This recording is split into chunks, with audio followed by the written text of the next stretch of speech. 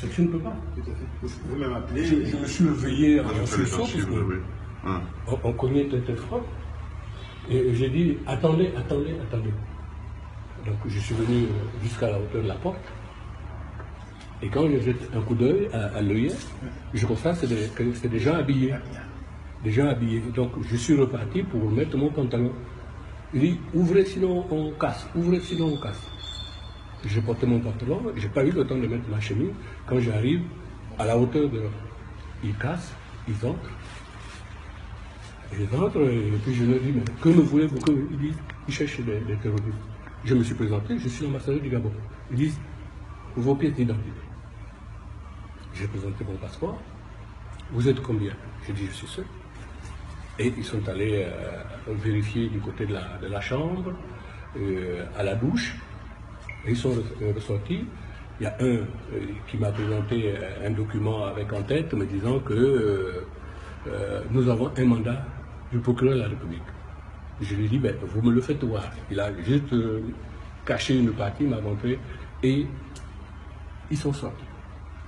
Moi, j'ai pris mon téléphone, j'ai envoyé un message au secrétaire général du ministère des Affaires étrangères du Gabon, et j'ai pris mon papier pour écrire.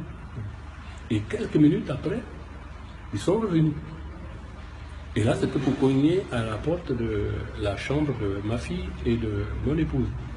Ils ont tellement insisté, moi je suis sorti pour dire à mon épouse, quand elle a entendu mon voix, je dis, elle a regardé aussi à l'œillet, puisqu'avant que je n'aille discuter avec eux, je lui ai envoyé un message pour dire, il y a la police.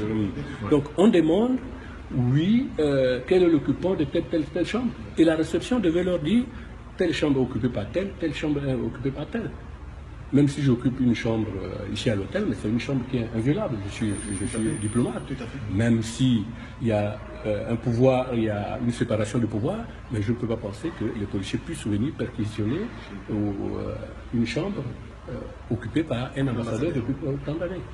Je le regrette, mais j'ai informé mes autorités et là je vais informer le ministère des Affaires étrangères du Congo pour faire part de cet incident, de cette nuit de dormir. Mais c'est vrai qu'elle était très touchée, traumatisée, même mon épouse aussi, parce que c'est la première fois qu'on assiste à un tel événement, un tel scénario de surcroît qui concerne un diplomate.